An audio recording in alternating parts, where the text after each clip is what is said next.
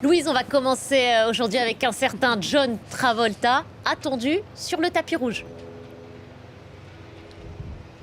Oui, bonjour Navia. Effectivement, John Travolta a traversé un demi-siècle de cinéma et il passe pour la première fois derrière la caméra.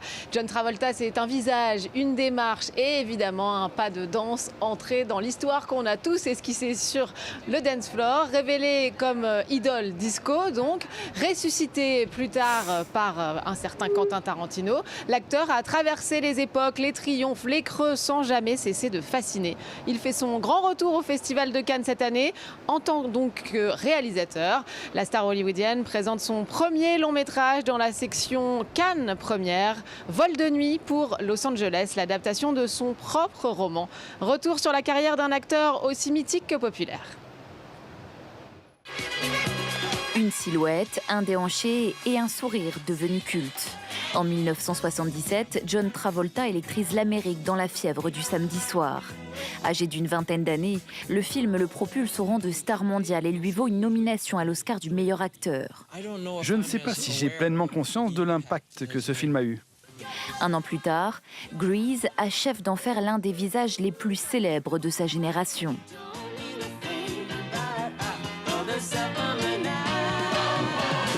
Banane gominée, blouson noir et regard insolent, la comédie musicale s'impose comme l'un des plus grands phénomènes populaires de son époque. Mais à Hollywood, les mythes vacillent vite. Et les années 80 le relèguent peu à peu à l'arrière-plan, jusqu'à son retour en grâce en 1994, lorsque Quentin Tarantino le choisit pour Pulp Fiction. Bonjour, je suis John Travolta, je joue Vincent. Le film, Palme d'Or à Cannes, lui offre une deuxième nomination aux Oscars et relance durablement sa carrière. Ça a été une étape décisive dans ma carrière, car ce rôle m'a permis d'incarner littéralement tous les types de personnages que je souhaitais. Rien n'a plus jamais été pareil depuis. Le film a aussi marqué l'histoire du cinéma. On le retrouve ensuite dans des films d'action, Volte-Face, Basic ou encore Get Shorty, pour lequel il remporte un Golden Globe. La star fait désormais ses premiers pas en tant que réalisateur avec Vol de nuit pour Los Angeles, une adaptation de son livre publié en 1997. There it was, an absolute specimen of an aircraft. My first love. Welcome aboard. I can't believe I'm flying. Le long métrage est présenté cette année au festival dans la section Cannes Première. Une nouvelle étape pour John Travolta, après un demi-siècle passé devant la caméra.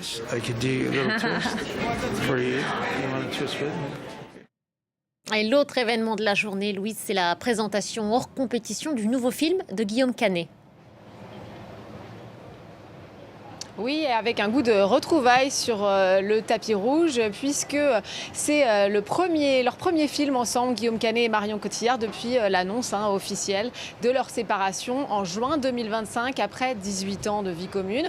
Marion Cotillard et Guillaume Canet qui ont l'habitude de travailler ensemble, c'est même leur 9e collaboration pour film. Guillaume Canet est de retour en sélection 13 ans après avoir présenté Blood Ties. Dans Karma, Marion Cotillard tient le premier rôle avec Denis Ménochet pour lui donner la réplique. Elle joue Jeanne, qui est une femme soupçonnée après la disparition de son neveu, et du coup elle se réfugie dans une communauté religieuse dans laquelle elle est née et qu'elle a fui quelques années auparavant. Le film devrait sortir dans les salles françaises le 21 octobre prochain. En attendant, on regarde quelques images.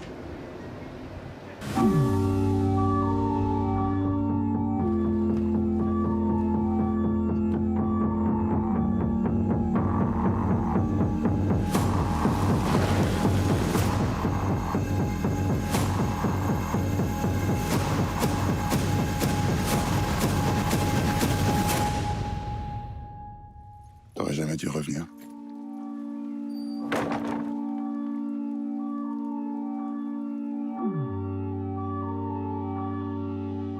C'est ça, il va falloir que je sois genre boule à zéro. Et vous êtes à l'antenne, Louise. Et côté compétition, Pardon, Louise. c'est le vent et les cheveux. C'est joli, ça les place, vous en faites pas. Côté compétition, où en sommes-nous? Mais simplement avec les 3 actrices françaises les plus en vue du moment. Catherine Deneuve d'abord, à 82 ans. Elle présente aujourd'hui son 2e film en lice pour la Palme d'Or, après Histoire parallèle d'Asghar Farhadi. Eh bien, elle est à l'affiche de Gentle Monster de l'Autrichienne Marie Kreutzer. Pour lui donner la réplique, une autre grande actrice, Léa Seydoux, elle, c'est vraiment l'actrice fétiche du cinéma d'auteur français. Elle joue une pianiste dont la vie bascule lorsque la police débarque chez elle, arrête son mari et saisit ses ordinateurs. De lourds secrets vont ainsi être révélés. C'est la 8e fois que Léa Seydoux figure dans un film en compétition ici à Cannes. Elle montrera d'ailleurs à nouveau les marches un peu plus tard pendant ce festival pour L'inconnu d'Arthur Harari. Et puis enfin, la dernière actrice incontournable du cinéma hexagonal, c'est bien sûr Virginie Efira, elle aussi au casting de Histoire parallèle. Elle monte les marches ce soir pour Soudain, film japonais de Hamaguchi Ryusuke. Et puis on espère qu'il y aura un petit peu moins de vent pour vous parler depuis la Croisette dans les prochains jours.